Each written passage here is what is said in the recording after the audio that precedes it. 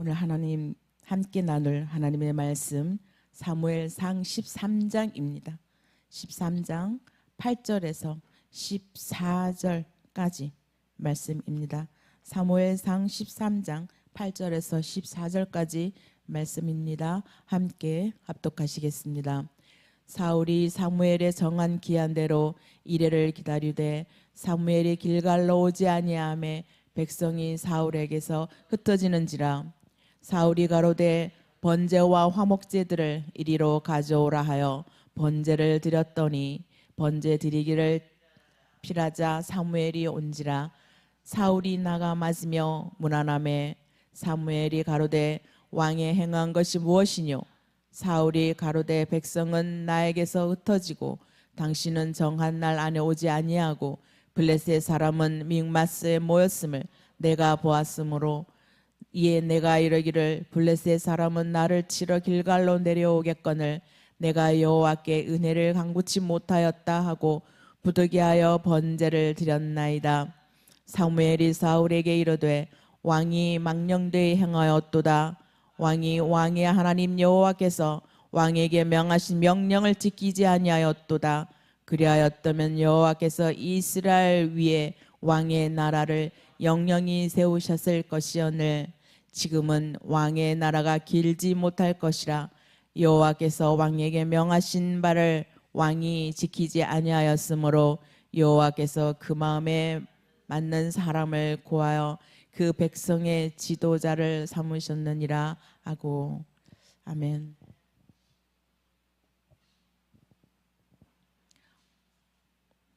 오늘 13장 말씀입니다.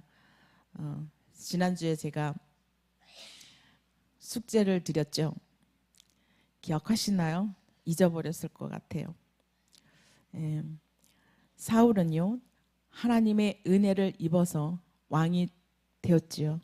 왕으로 세움 받았습니다. 그리고 하나님께서 사울에게 새 영과 새 마음의 체험을 다 행하였음에도 불구하고 왜 사울은 실패했을까요? 라고 제가 질문을 드렸습니다. 숙제였죠. 이거는 다 아셨으리라고 믿습니다. 숙제 해오셨죠? 네. 오늘 본문을 통해서 이 내용, 해답들을 쭉 알아보기로 합니다.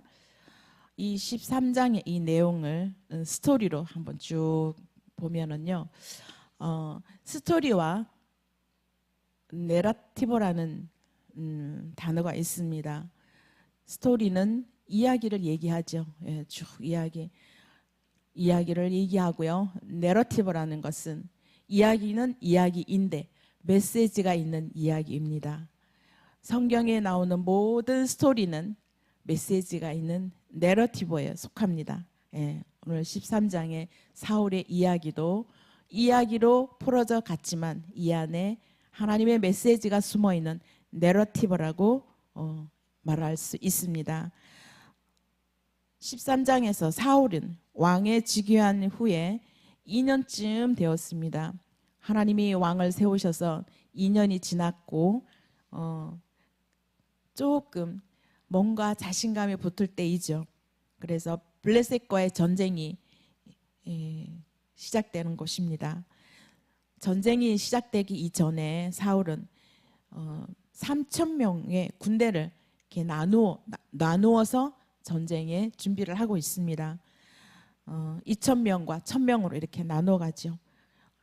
요나단이 지휘하는 1,000명의 군사를 블레셋의 수비대를 선제 공격하고 그러면서 이제 전쟁이 시작됩니다. 학자들은요, 대부분 이 13장에 나오는 블레셋과의 전쟁, 선제 공격은 하나님의 지시에 의한 것이 아니고 스스로 시작을 했다라고 결론 짓습니다. 사울이 이 전쟁이라는 비상적인 수단을 통해서 자신의 왕권을 강화하려는 의도를 보인 것으로 여기에는 해석되어지고 있습니다. 결국 이 사울은 인본주의적 사고를 바탕으로 인해서 군사적 모험을 감행한 것이죠.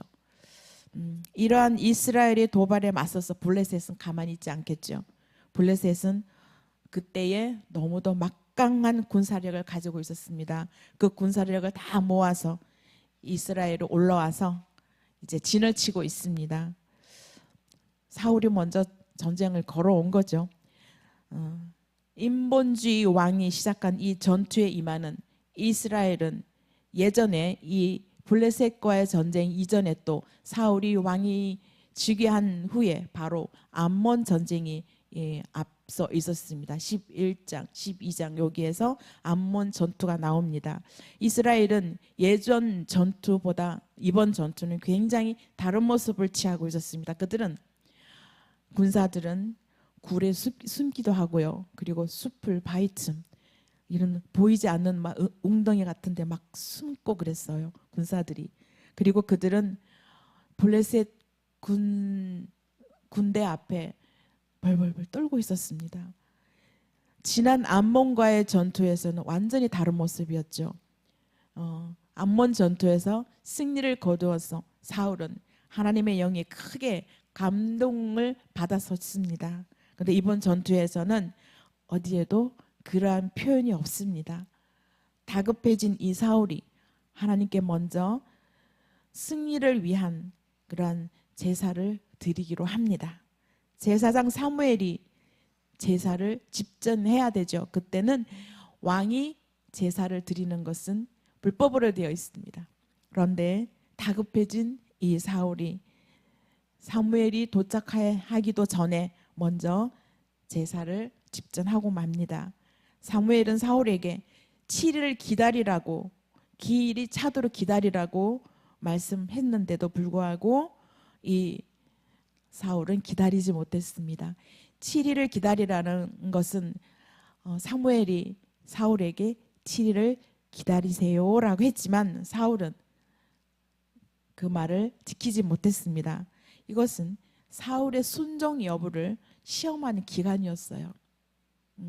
우리도 가끔 테스트를 당할 때가 있죠. 이 사울은 이 7일 동안 기다려야 하는 그 인내를 한계를 보았습니다. 기다리지 못하고 제사를 먼저 드렸었죠. 그런데 이 사울이 7일이 지나도록 사무엘이 나타나지 않았습니다. 그런데 사무엘은 언제 나타날까요? 우리 하나님의 역사는 꼭 마지막 우리가 작전 기도를 하고 나면 중간에 하나님께서 결과를 주신 일은 그다지 많지 않지요. 급했을 경우에만 그렇지 우리의 인내를 기다릴 때는 마지막 순간까지 우리는 하나님이 우리에게 기다리게 하는 모습들을 볼 수가 있습니다. 사울 역시 7일 동안 기다려도 사무엘이 나타나지 않자 혼자 스스로 제사를 드립니다. 이스라엘의 군사들이 사무엘이 기다리고 지칠 때 군사들은 동요하기 시작하죠. 막 이탈하고 숨고 두려워하고 막 떨고 있는 모습을 사울이 보니 굉장히 스스로도 마음이 조급해졌습니다. 근데 더 이상 기다릴 수가 없어서 마침내 자신이 직접 제사를 집전하는 그런 행위를 하게 되었죠. 이것은 하나님의 말씀에 대한 불순종인 동시에 제사장의 권한을 침해한 것이다 라고 볼 수 있습니다. 이것은 하나님 앞에 범죄이죠. 학자들은 이 사울이요 무조건 기다렸어야 하는데 기다리지 못했다라고 말합니다. 사울이 당면한 이 문제는 이스라엘이 왕들에게 요구될 선지자권에 대한 무조건적인 순종을 해야 되기 때문입니다. 예. 왕들에게 요구된 선지자권에 대한 순종 이것을 사울은 어겼습니다. 사울이 기다리지 못하는 것은 하나님의 말씀을 전하는 선지자에 대한 신뢰의 부족이었다라고 말씀하고 있습니다. 번제 드리기를 마쳤습니다. 사울이 공교롭게도 그때 번제를 다 드리고 난 그때 사무엘이 나타납니다. 사무엘이 도착했습니다. 사무엘은 사울의 이 모습을 보면서 하나님께서 내리신 이 명령을 지키지 않았기에 여호와께서 새로운 사람에게 왕권을 맡길 것이라고 예언을 했습니다. 이 내용 이야기가 오늘 13장에 나오는 이야기입니다. 스토리로 보이지만 그 안에 하나님의 메시지가 숨어있는 내러티브입니다. 성경의 모든 스토리는 내러티브라고 말씀드렸습니다.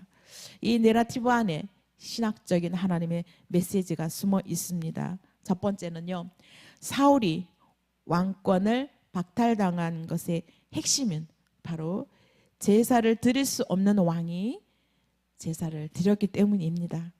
또 그 외에도 제시된 사울의 어떤 문제점들이 말을 가지고 있었습니다. 어떤 문제점들을 사울은 가지고 있었을까요?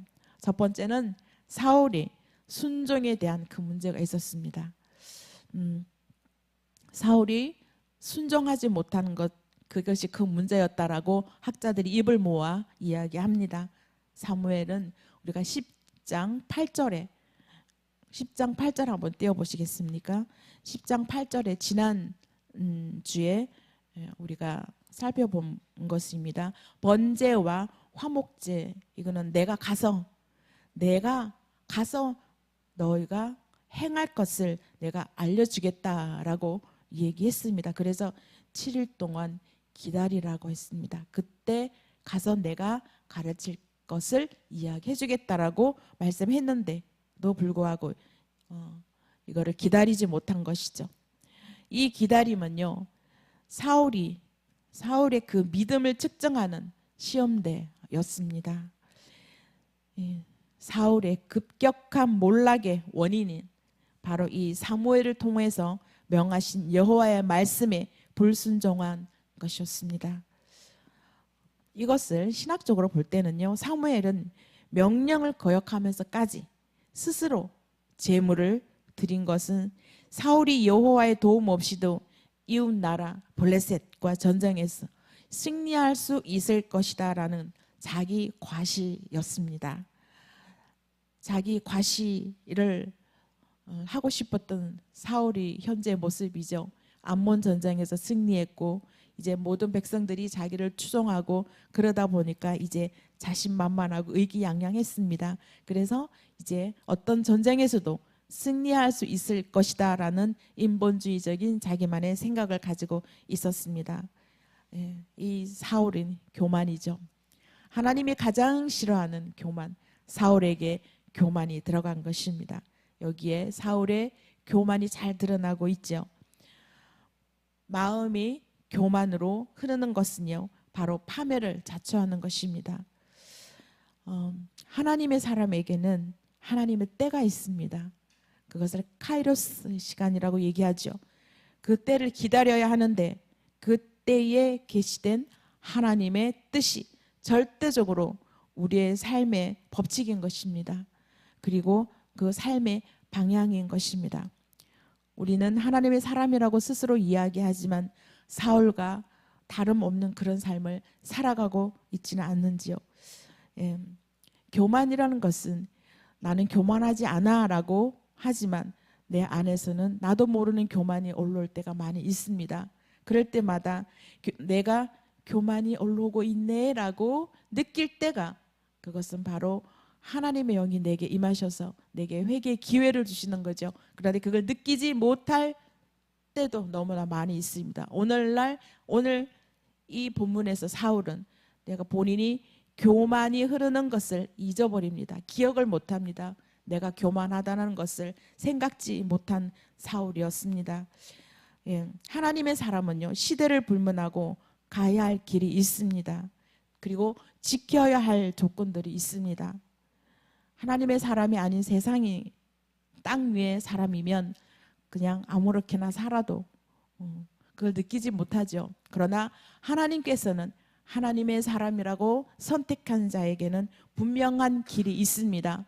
하나님의 길이 있습니다. 마땅히 해야 할 의무가 있습니다. 우리는 그 의무를 다 해야 하고 하나님이 제시한 그 길을 따라가야 합니다. 그리고 그 조건들을 우리는 다 가지고 가야 합니다.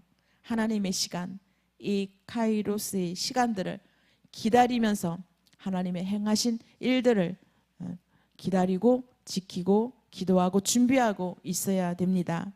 그리고 두 번째, 하나님이 드리는 이 제사는요, 하나님과의 관계 회복과 헌신을 이야기합니다.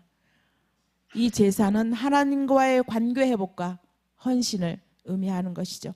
그렇지만 이 사울은 그 제사를 전쟁에서 승리하기 위한 하나의 도구로 사용했습니다.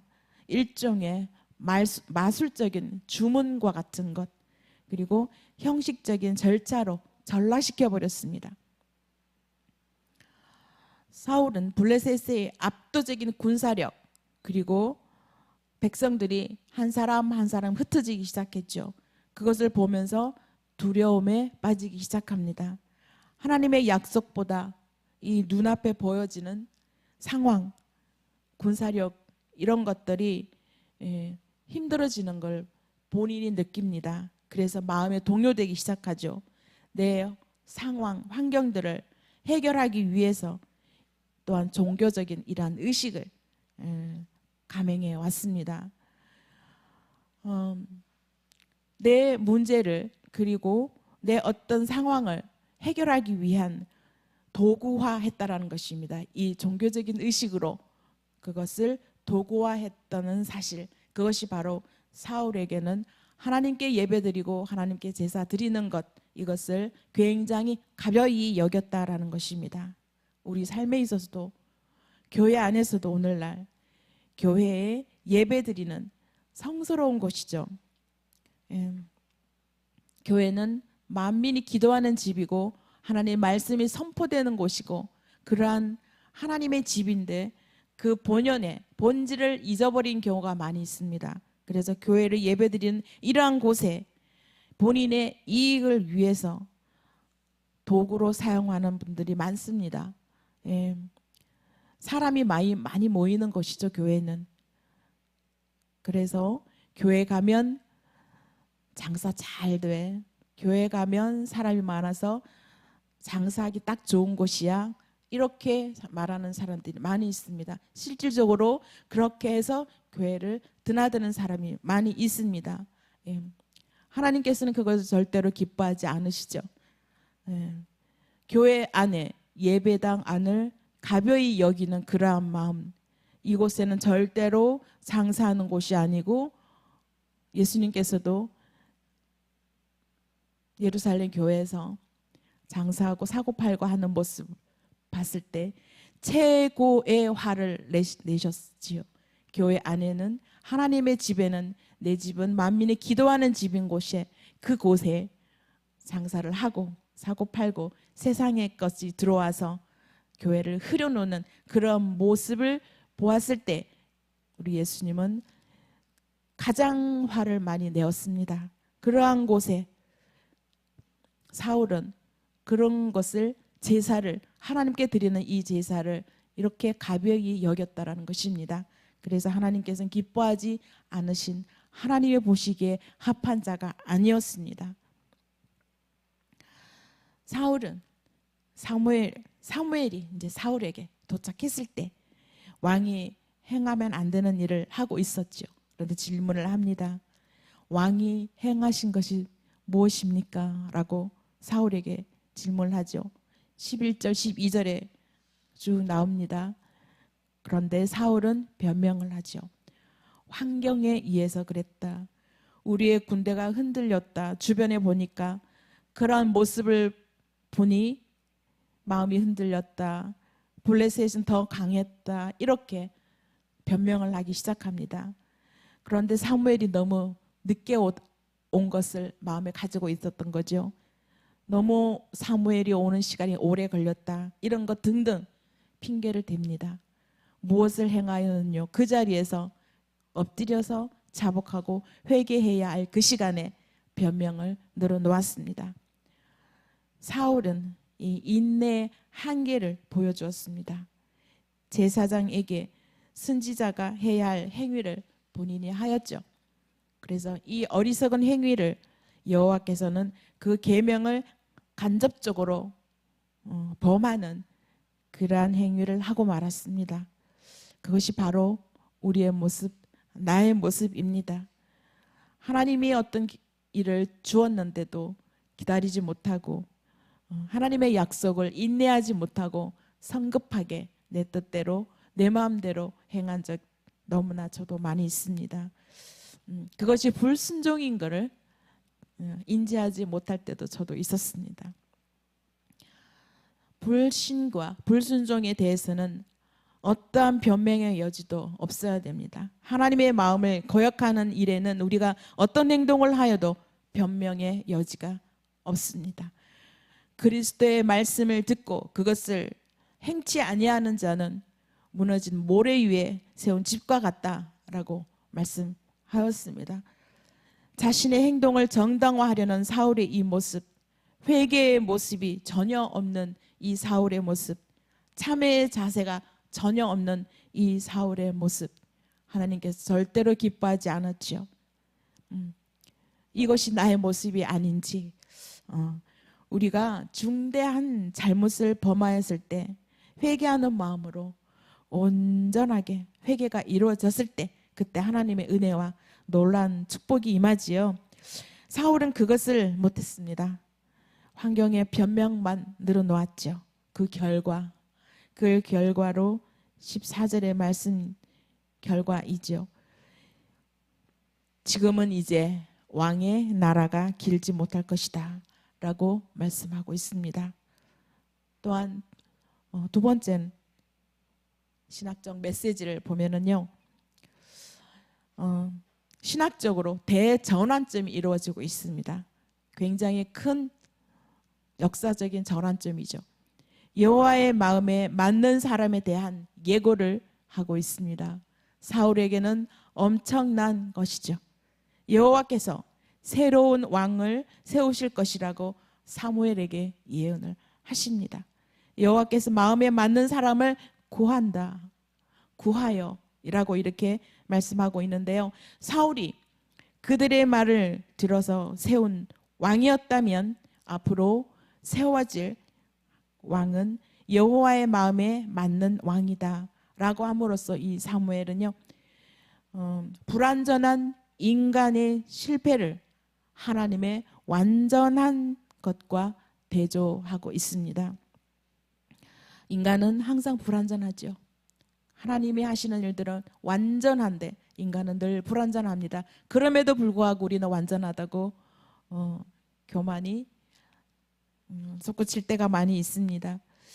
하나님의 마음에 맞는 사람이란 장차 등장할 다윗을 지칭합니다. 왕의 조건이 외모와 용맹함, 거기에서 하나님의 뜻을 따르는 마음으로 옮겨가는 그러한 신학적인 전환점을 여기서 제시하고 있습니다. 사울의 인본주의적인 사울에서 신본주의적인 다윗의 왕으로 전환되는 신학적인 대전환점이 이곳에서 이루어지고 있습니다. 하나님께서는 능력 있는 자가 아니라 하나님의 주권을 인정하는 자를 통해서 일하십니다. 하나님의 주권을 인정하고 의지하는 사람은 절대로 하나님께서 버리지 아니하신다라고 하는 것입니다. 그것을 우리는 반드시 믿어야 되겠고요. 그러한 자에게 항상 하나님 은혜로 우리에게 보살펴 주십니다. 이것이 변함없는 하나님의 성품인 것입니다. 사용당하고 버림받는 자, 그런 자가 우리는 되기 싫죠. 끝까지 우리는 하나님을 믿고 하나님의 주권을 인정하고 의지하고 믿고 하나님의 은혜 안에 거하는 순종의 사람들이 되어서 하나님의 은혜 안에 거하는 저와 여러분이 다 되었으면 좋겠습니다. 기도드리겠습니다. 하나님 감사드립니다. 오늘도 하나님 저희들이 불완전한 가운데 서 있는 저희들을 하나님의 완전하심 안에 저희들을 세워주심을 감사드립니다. 하나님 은혜 안에 늘 거하여서 불순종의 죄를 범하지 아니하도록 하나님 저희들을 붙잡아 주시옵소서.